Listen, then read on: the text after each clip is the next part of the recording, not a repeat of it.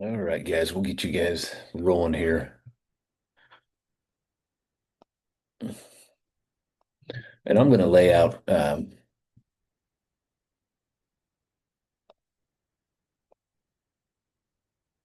I'm going to lay out the agenda for you guys as well. So you'll see that come out. I'll kick it out to you in an email format. That way you'll be able to, you know, pick and choose some of the topics and or if you want to participate. And I may put together a survey as well for you to get other topics on the agenda. So what we're going to talk about today is designing your environment for success. And this is some of you guys have heard me talk about this before. And the reason I want to kind of reiterate and come back is this is one of the most one of the most important components because it'll help accelerate your process and it'll allow you to navigate and be more successful and success long term, specifically designing and becoming the person who hits his goals, to becoming a person who is fit, becoming a person who shows up in a different way. So, designing your environment for success. And some of the guys have been through my mindset training. You know, we talk a little bit more deeper in about and there's some worksheets and things for designing and getting more clarity and understanding. So, but what I'm going to touch on today with the environment is morning, evening routines, weekly rituals. What does that look like? Do you hold that standard and stay consistent with this? Because your environment either supports your growth or it can sabotage it, slow you down, keep you in a loop. So get this thing out of the way. Um, so just a little bit. So here we go. A lot of you guys heard me may or may not in the past talk about the environment.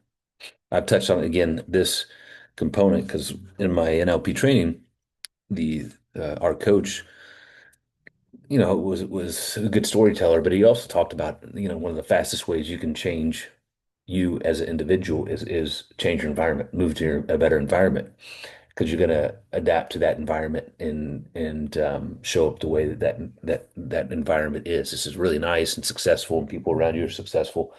Well, what will happen, right? You will desire and start mimicking and acting maybe like those individuals and become more successful. Okay. So inevitable, in, invisible forces shaping every habit you have. So the environment can either accelerate you or keep you stuck and or slow your process down.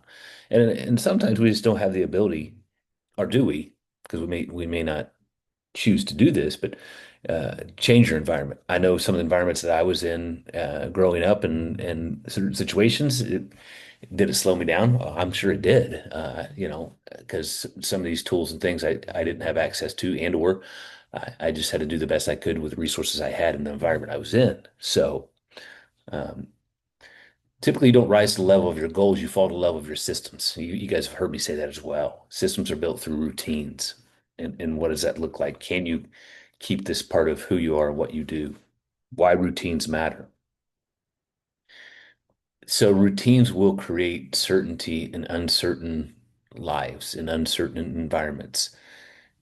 Because if you design, control, and present your environment and your routines, you will be able to navigate again situations much more easily and effortlessly, and your results will be even better.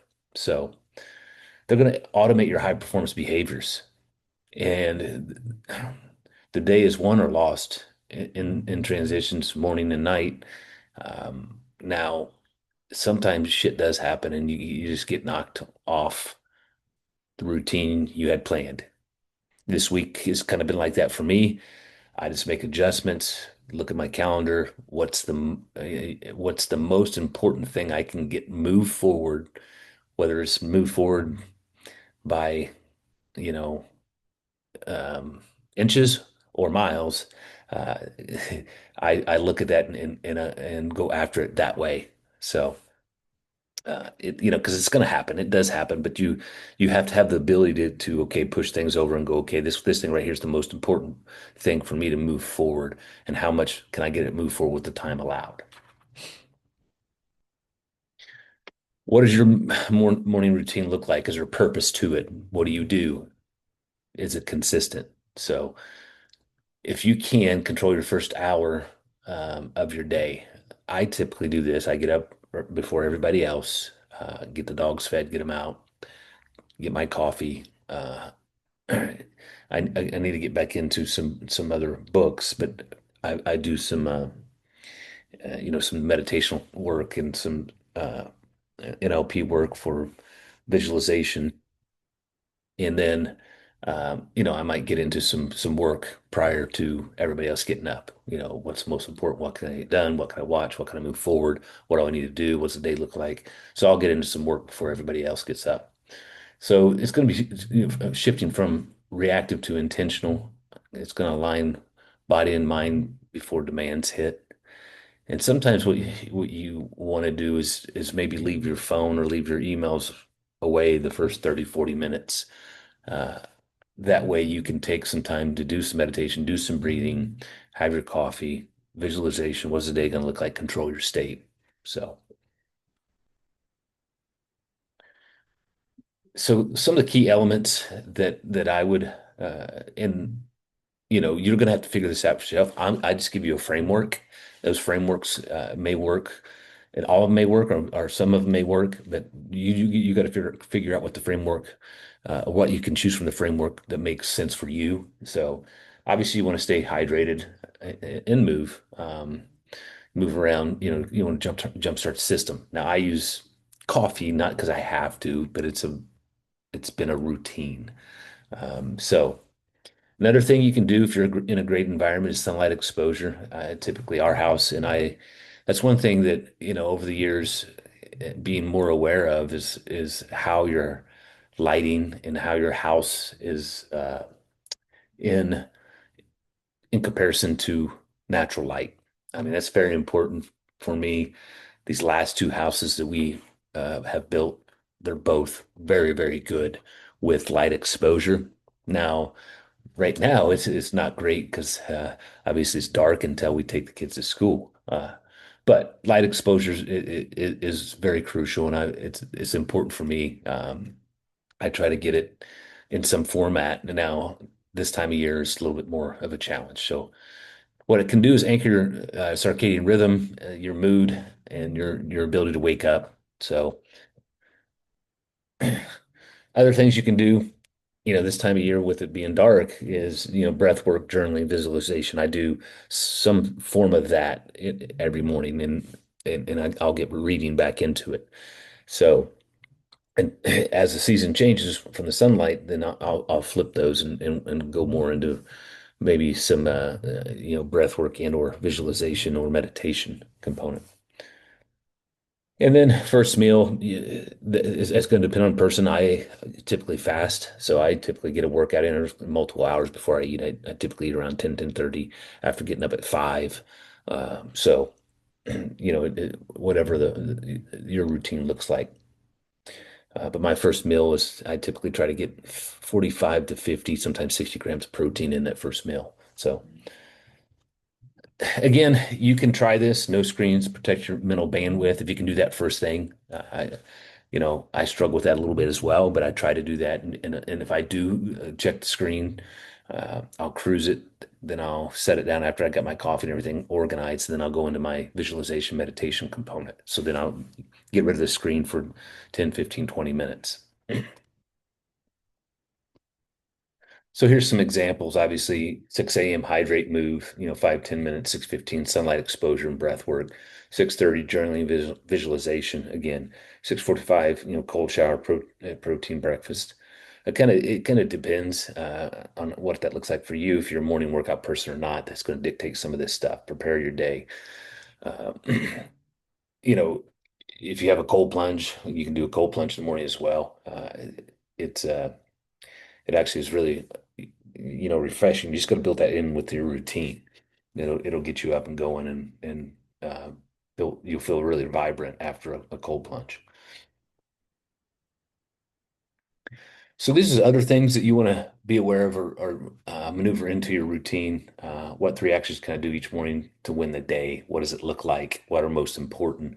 Obviously, I preach to you guys about scheduling and looking at your schedule and having that booked and labeled out and specific with all the obligations you guys have. So, what distractions can I eliminate in my first hour?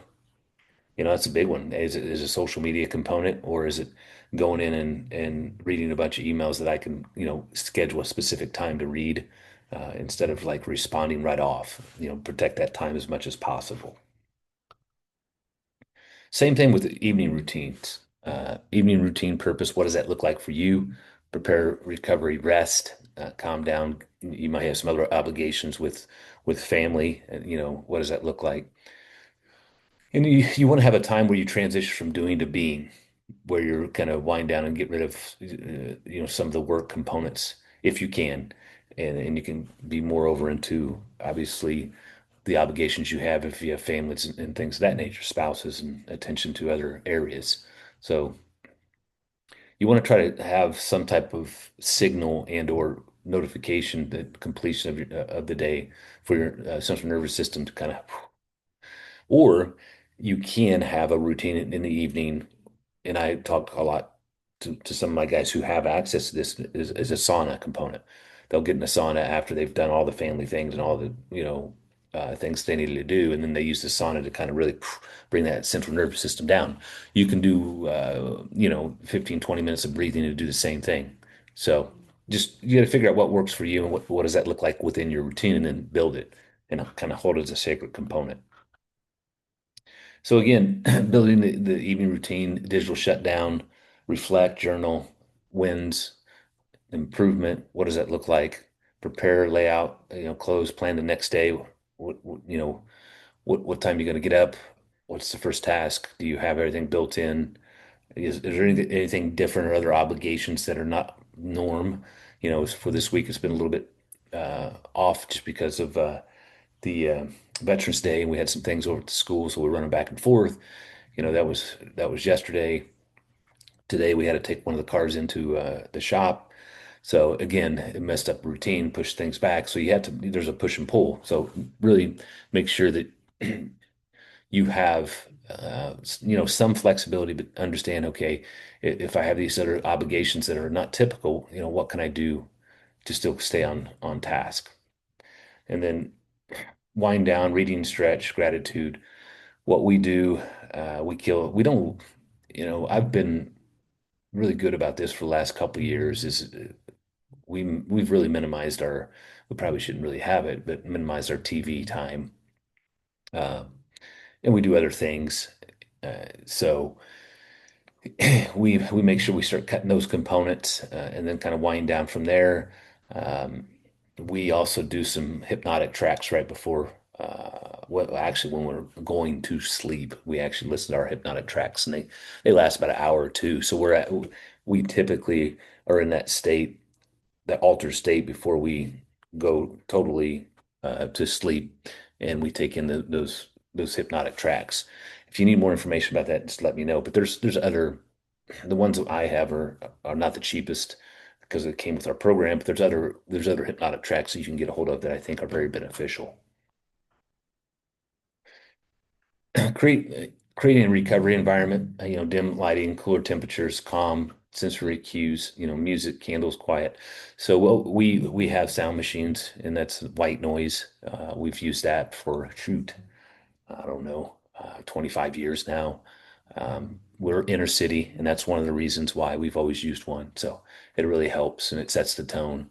Uh, our kids use it as well. So calm sensor, you really want to mess with the temperature as well. Get that temperature dialed in for your bedroom. Consistent bedtime routines build predictability, and it helps with your central nervous system, calming down, letting things go, calming that mind. And then here's some things that you can try to integrate. How can I create it?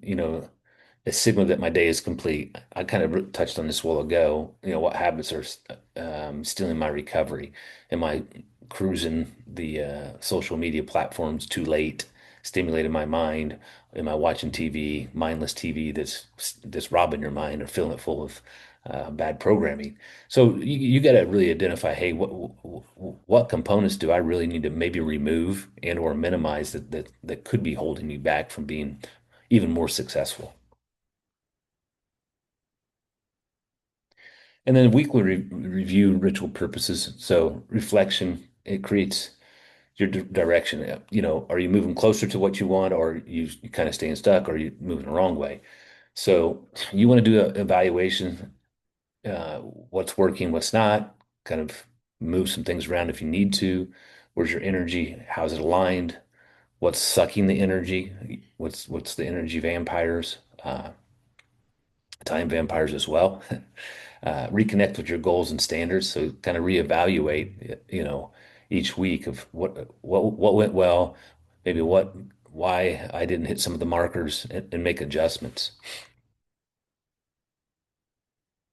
And here's a small, simple framework. Again, I'm giving you guys frameworks. You got to manipulate it what makes sense for you.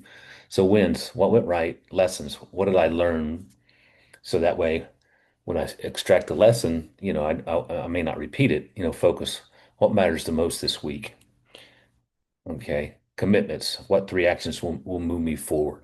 I kind of talk about that on a daily thing. And if I get knocked off my schedule, I'll look at my task and things that I need to move forward and like what's most important. And I'll work on that and kind of move it forward as much as I can. So these are just frameworks that you can start implementing, guys. Integration and closing messages. Each Sunday, spend 15, 20 minutes or maybe even longer reviewing your week, anchor review as a ritual, coffee, journaling, quiet music, thoughts, making sure you get really clear. How's your environment? What modifications do you need to make to your environment to make it better for you, more successful for you? So you want to master the bookends of your day and master your life. So mornings, evenings, the schedule, how do you manipulate it? Where are you getting, the most benefit? Okay. Are you refilling the engine? Are you refilling the cup? Maneuvering that central nervous system. That way you're not burning yourself out. And then what things do you need to remove that's not serving you? So, sometimes we can see it and we're just lying to ourselves and going, okay, and you consistently still do the same thing over and over and over. Where are you going to get the same result and or your progression is going to be very slow and it's going to be irritating, or you revert back to the cycles and habits you may have always carried with you instead of breaking the patterns. So again, these are just frameworks that you guys can implement. You know, hopefully this helps. Again, what I'm going to do is I'll send out a framework for 6 months, a year of coaching calls, and then I'll ask a little bit more questions on what areas that you guys want to dive in a little bit more. So I'll put a survey together. So, all right. So I'll talk with you guys soon, and let me know if you need anything.